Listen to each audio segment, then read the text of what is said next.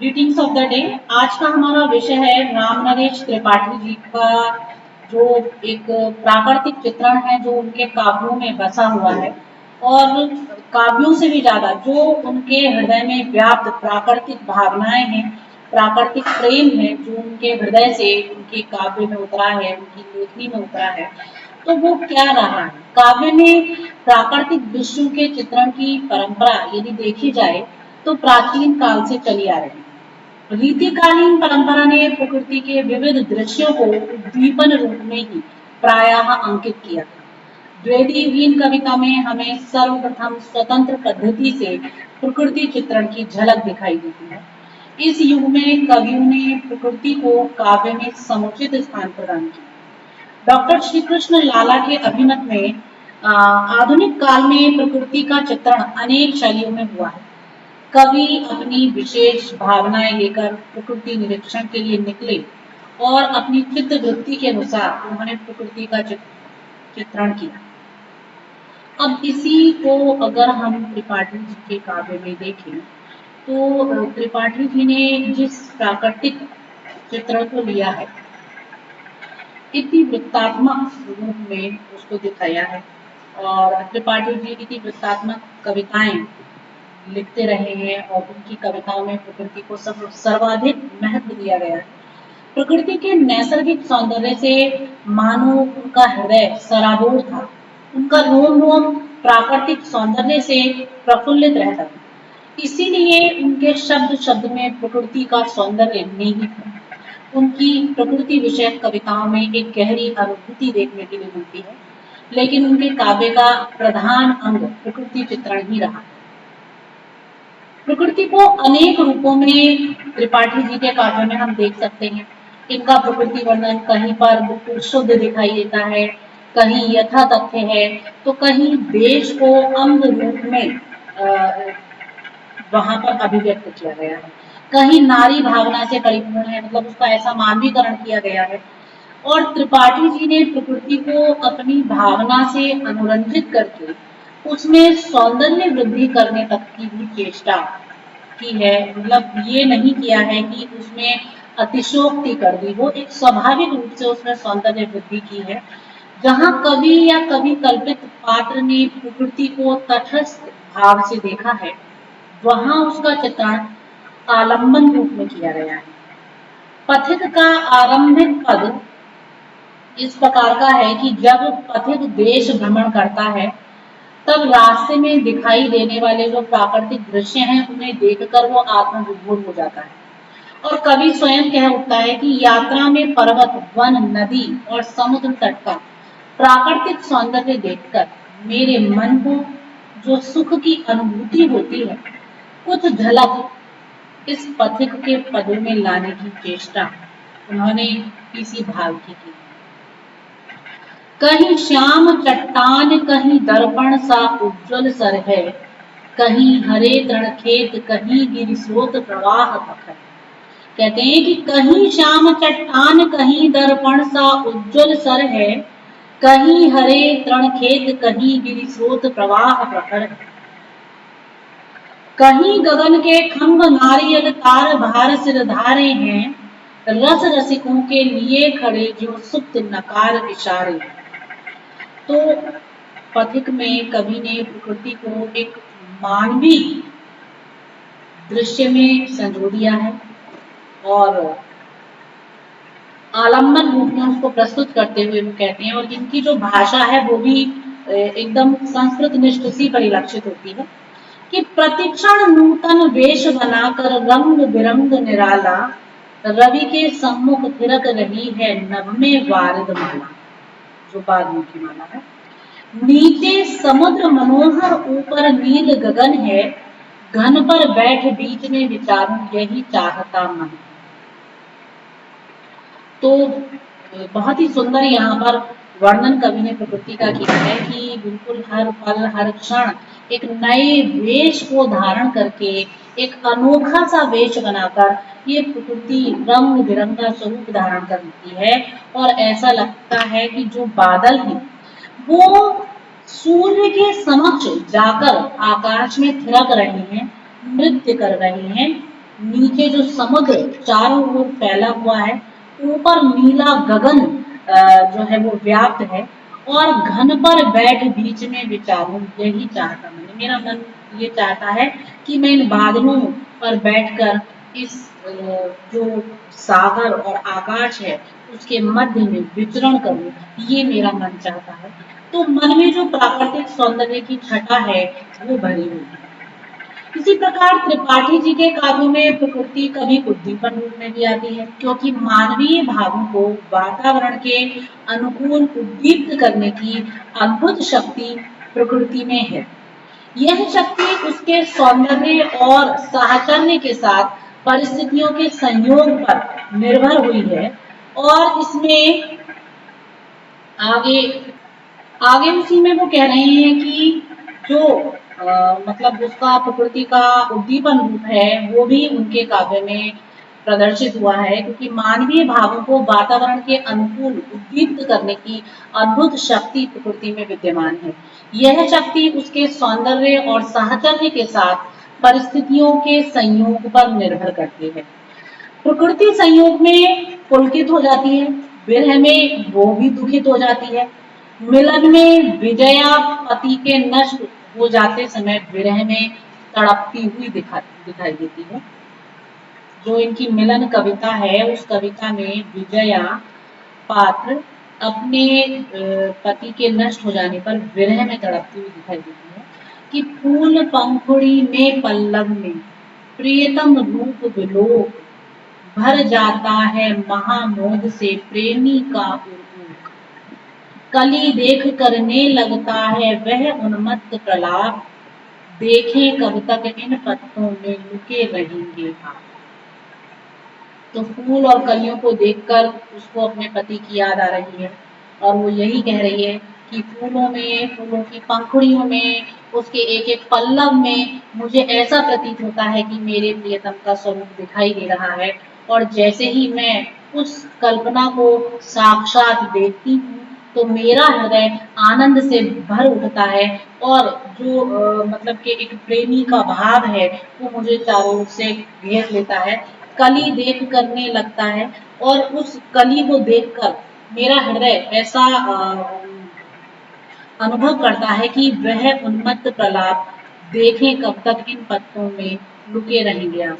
कि वो एक प्रलाप, एक आपस में बातचीत जो है वो अपने प्रियतम से करने लगता है, और ऐसा वो प्रश्न करती हैं कि देखते हैं कि आखिर कब तक इन पत्तों में ही आप छुपे रहेंगे, कब तक इनसे बाहर नहीं आएंगे। तो एक प्रकार से जो विजया है वो वियोग में इतनी दुखी हो जाती है कि वो यही भूल जाती है कि उसका पति जो है वो है ही नहीं। तो विजया के वियोग में मानो प्रकृति भी दुखी है, और प्रकृति अपना विलास रूप छोड़कर उदासीन हो जाती है। पक्षीगण, लता, मृग आदि भी उदासीन हो जाते हैं। तो वो विरह का स्वरूप दिखाते हैं कि शोक मान मेरी विपत्ति में सबने तजा विलाप, खग ने गान, लता ने हिलना, मृग ने गमन प्रयास। बहुत ही सुंदर और मार्मिक चित्रण किया है कि मेरे दुख को देखकर, मेरी इस विपत्ति से ओत-प्रोत होकर के जो ये प्रकृति है इसने भी मानो विलाप, रोना भी त्याग दिया है। इतना दुखी हो गई, जैसे कहते हैं ना जब इंसान रोते रोते भी थक जाता है और उसमें वो विलाप करने की भी क्षमता नहीं रहती, तो वो उसे भी त्याग देता है और बिल्कुल अवसाद में गिर जाता है। तो खग ने गान, पक्षियों ने गान करना छोड़ दिया है, लताओं ने हिलना छोड़ दिया है, हिरणों ने प्रयास मतलब कि गमन इधर उधर जाना छोड़ दिया है। ऐसा लगता है कि ये प्रकृति भी उस नायिका के शोक में संतप्त हो रही है। तो विरह से तड़पने वाली विजया गंधहीन पुष्प के समान हो जाती है और कहती है कि गंधहीन फूल हैं जैसे चंद्र चंद्रिकाहीन, यूं ही फीका है मनुष्य का जीवन प्रेम। कि जिस मानव के जीवन में प्रेम नहीं है उस मानव का जीवन उसी प्रकार से अवसाद से भरा हुआ है, उसी प्रकार से बेरंग है, उसी प्रकार से चारों ओर केवल एक दुख पीड़ा से संतप्त है, जैसे कि फूलों में सौंदर्य है लेकिन उनमें सुगंध नहीं है। तो वो फूल भी किसी काम के नहीं, उनका प्राण तत्व जो है वो उनकी सुवास है, और सुवास नहीं है तो कोई उनकी तरफ दृष्टि नहीं डालता।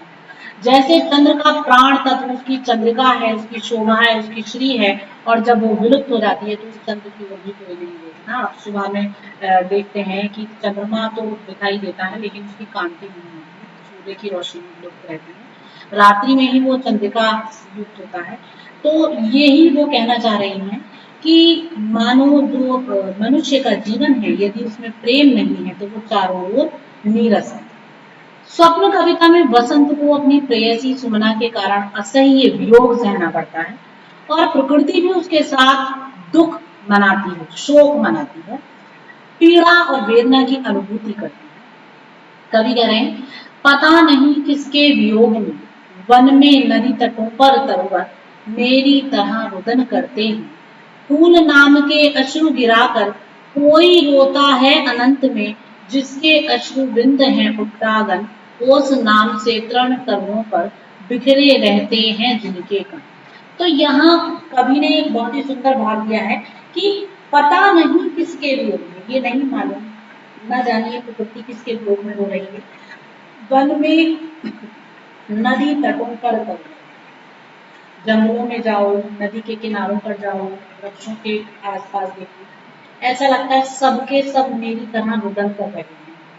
आपने देखा होगा कि बसंत ऋतु आती है या बारिश होती है, वर्षा होती है, तो जो वृक्ष हैं जो फूलों से लदे पड़े होते हैं, सारे के सारे जो श्वेत पुष्प हैं वो नीचे पूरे के पूरे उसमें पृथ्वी पर बिछ जाते हैं। तो वो जो गिरे हुए पुष्प हैं वो मानो अश्रुओं के मोती हैं।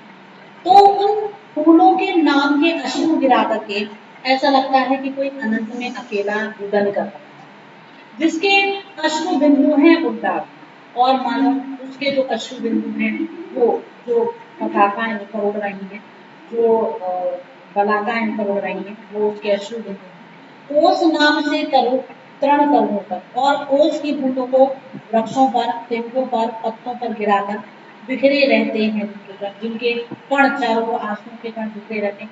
ऐसा लगता है पूरी प्रकृति रुदन कर रही है, पूरी प्रकृति ही रो रही है। तो कवि जैसा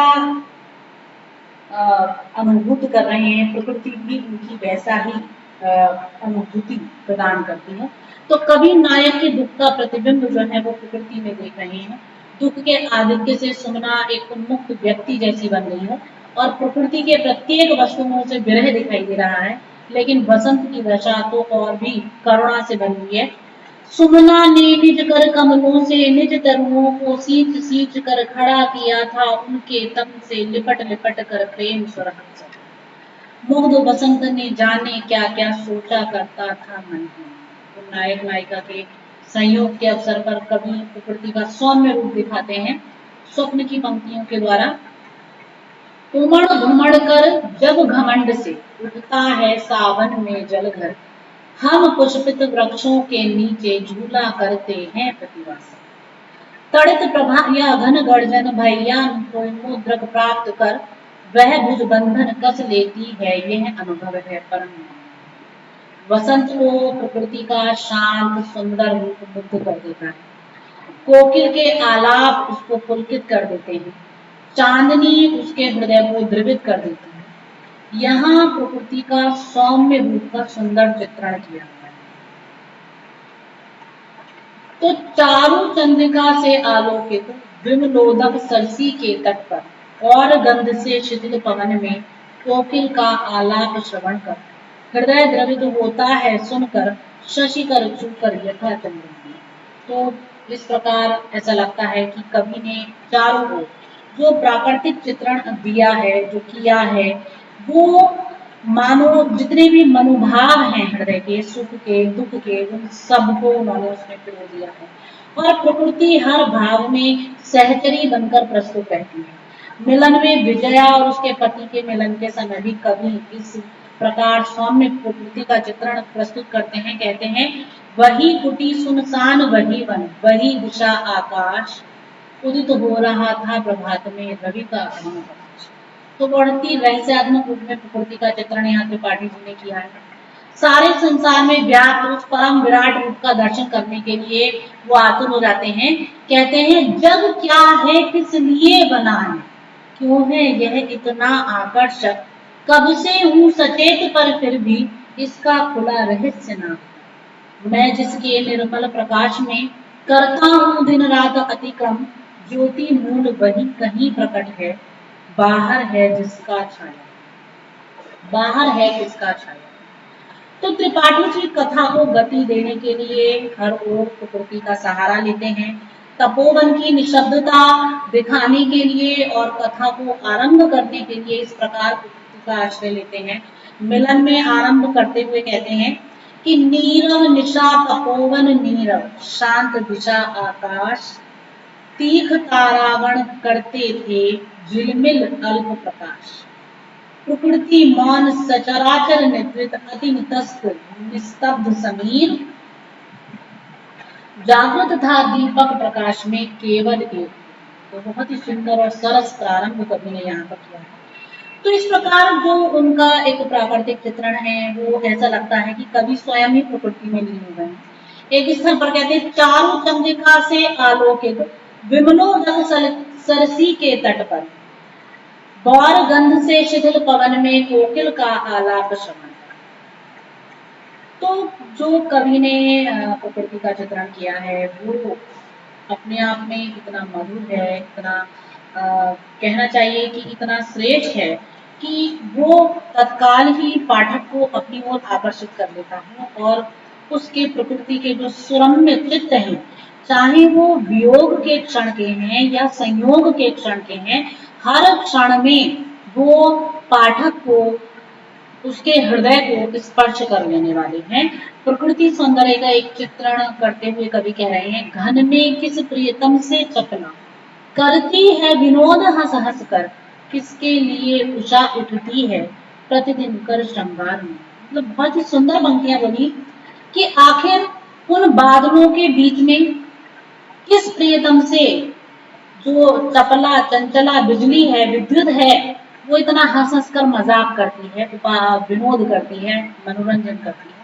और क्यों ये उषा प्रतिदिन इतना सवेरे उठ जाती है और क्यों प्रतिदिन किसके लिए इतना सुंदर श्रृंगार कर चल देती है। तो प्रकृति का ये सौंदर्य है। प्रकृति का जो ये सौंदर्य है वो कहीं कहीं पर रौद्र रूप में भी दिखाई देता है और कहीं कहीं पर मृदु रूप में दिखाई देता है, कोमलकांत रूप में दिखाई देता है। बहुत ही सुंदर उपमाएं कवि ने इस शब्द में दी हैं कि करुणा सी मृदु, धर्म गीत सी, शुद्ध कल्पना सी सुख संकुल, शुद्ध उषा सी, दिव्य हास सी, दिव्य रूप सिंधु सी, मणि सी मंजू। रौद्र रूप में कहते हैं कि क्षण में घुमण घुमण गर्जन कर, घिर आए घनघोर, बहा विषम विक्षिप्त प्रबंधन वृक्षों की जगजोर।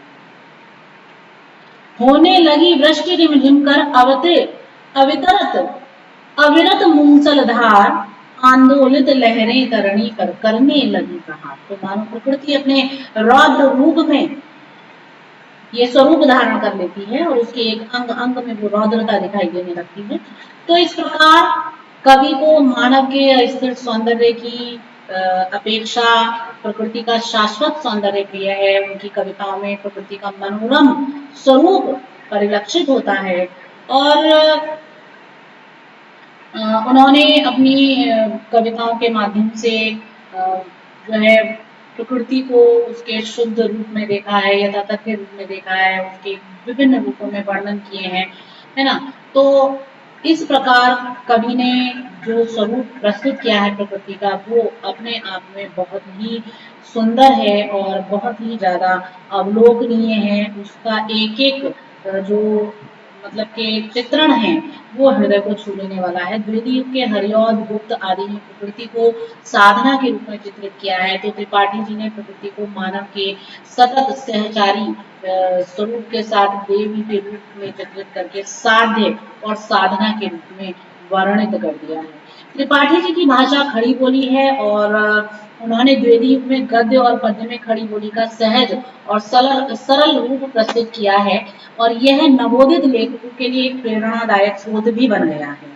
तो अब मतलब कि त्रिपाठी जी की भाषा शैली, छंद और विधान पर अलंकार पर दृष्टि डालें तो इनकी भाषा में बोधगम्यता है, गूढ़तम बातों को स्पष्ट करने में ये बहुत ही सफल रहे हैं। इन्होंने ग्राम्य साहित्य के बहुविध अभिव्यंजना में समर्थ शब्दों को खड़ी बोली में लाने का प्रयत्न किया है।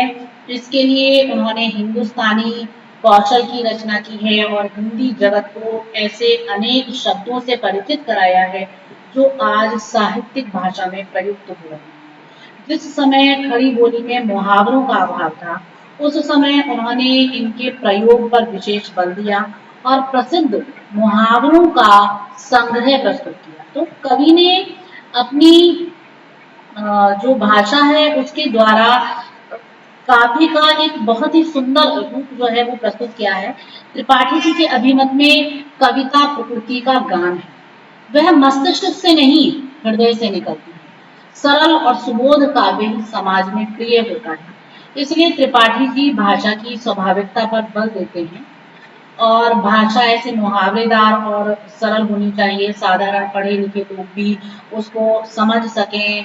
छायावादी युग की कविताओं में इन्हीं गुणों का अभाव देखकर वो कहते हैं कि छायावादी कवि अपने मनोवेग को बाहर निकालने के लिए जितना ही अधिक संस्कृत शब्दों का सहारा लेते हैं, उतना ही वे अपनी परिधि को कम कर लोक भाषा से दूर हो जाते हैं। तो त्रिपाठी जी जब काव्य क्षेत्र में आए तो उन्होंने भाषा की आत्मा को परखने की चेष्टा की। उन्होंने समझ लिया कि खड़ी बोली संस्कृत तत्सम प्रधान भाषा की पर्यायवाची नहीं है, उसका अपना नैसर्गिक एवं स्वतंत्र रूप है, उसकी अपनी प्रकृति है, अपना व्याकरण है। इसलिए उसमें तत्सम शब्दों के प्रयोग के प्रति पक्षपात किया जाता है। कविता में उच्चारण सुकरता और श्रवण सुखदता लाने के लिए वर्ण अथवा शब्द मैत्री पर अधिक बल दिया जाना चाहिए। उदाहरण के लिए मिलन की पंक्तियों में कहते हैं कि विजय हुई विरह से व्याकुल, श्रांत बलांत उद्भ्रांत। तो इस रूप में जो संस्कृत प्रधान तत्सम शब्दों का प्रयोग है वो हालांकि त्रिपाठी जी ने भी किया है। एक जगह कहते हैं मध्य निशा निर्मल निरभ्र नव दिशा विराग विहीना, विलसित था अंबर के डर पर अद्भुत एक नगीना, उसकी विशद प्रभा निर्झर तृण लतिका द्रुमदल में, करती थी विश्राम परम अभिराम निशीथ कमल। तो उन्होंने अपने काव्य में देशज शब्दों का भी प्रयोग किया है कि विजया आ बैठी ढिंग उसके धर धर कंपित गात, है ना, जिससे पूछूं कहूं संदेशा पाती कहाँ पठाऊं, आंखें विष में बूढ़ रही सी थी रसहीन सजल। तो ये सारे उनके जो वर्णन हैं उन्होंने तत्सम शब्दों का भी प्रयोग किया है, देशज शब्दों का भी प्रयोग किया है, संस्कृत निष्ठ शब्दों का भी प्रयोग किया है। उनकी भाषा बहुत ही ज्यादा भावमयी, आकर्षक और मार्मिक है। मुझे न छोड़ो विजय विपिन में, मुझे न छोड़ो विजन विपिन में, हे प्रियतम हृदयेश, मैं अबला ना सहन कर सकूं विरह व्यथा लवलेश।